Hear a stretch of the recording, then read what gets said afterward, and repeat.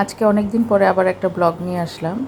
তো এটা হচ্ছে প্রথম রমজানের একটা ব্লগ আমি শেয়ার করব আজকে। তো এখন আর ব্লগ দিতে তেমন একটা ইচ্ছা করে না, যেহেতু আমার পেজের ভিউ অনেক কমে গিয়েছে। তাই আমি সহজে ব্লগ আসলে আমার দিতেই ভালো লাগে না।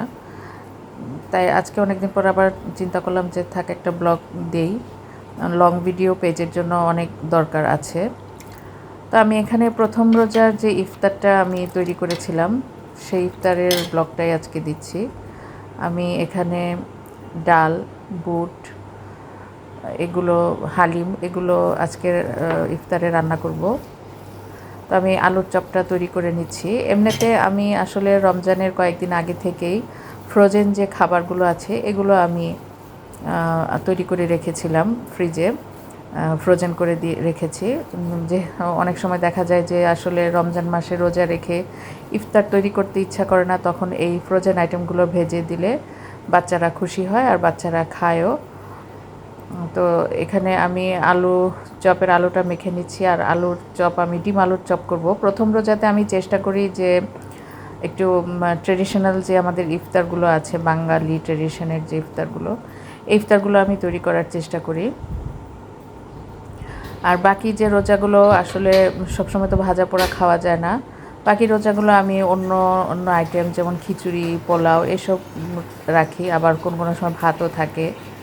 তা আমি আবার বুটটা এখানে মেখে বসাবো। আমি সব ধরনের মশলা দিয়ে আগে মেখে নিয়েছি বুটটার মধ্যে আমি আলু দিয়েছি। তো সব ধরনের মশলা দিয়ে আমি মেখে নিয়েছি আগে বুটটা।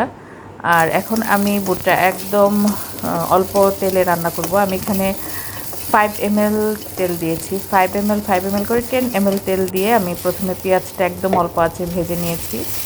নিয়ে আমি বুট যে মাখানো বুটটা, সেই বুটটা আমি এখন দিয়ে দিলাম কড়াইয়ে। তো এই পর্যায়ে আমি একটু পানি দিব মশলাটা ভুনা হওয়ার জন্য। পানি দিয়ে কিছুক্ষণ আমি ঢেকে রাখবো, ঢাকনা উঠিয়ে তারপর আমি ভাজা ভাজা করব বুটটা।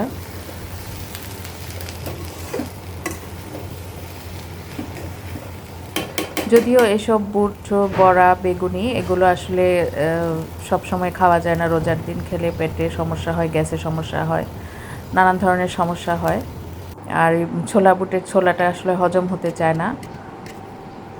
আর এখানে আমি আলুর চপটা আটা আর ময়দা গুলিয়ে নিয়েছিলাম, সাথে একটা ডিম দিয়েছিলাম, দিয়ে আমি এখন বিস্কিটের গুঁড়া দিয়ে কোট করে নিচ্ছি। তো এই আইটেমগুলো আমি সকাল দিকে রেডি করে রেখেছি, তারপর বিকালে একটা একটা করে আস্তে আস্তে ভেজে নিয়েছি আমি। যেহেতু সময় এখন অনেক কম, আসলে এবার রমজানটা মাত্র 13 ঘন্টার ব্যবধানে ইফতার।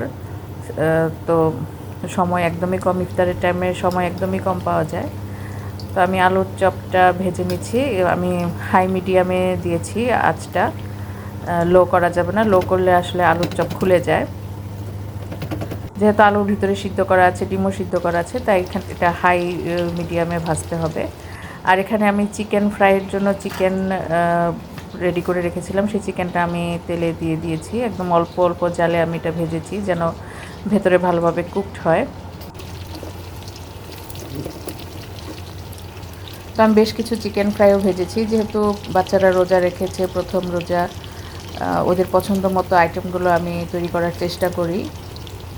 প্রত্যেকটা রোজাতেই আমি চেষ্টা করি ওদের পছন্দ মতো আইটেমগুলো তৈরি করার।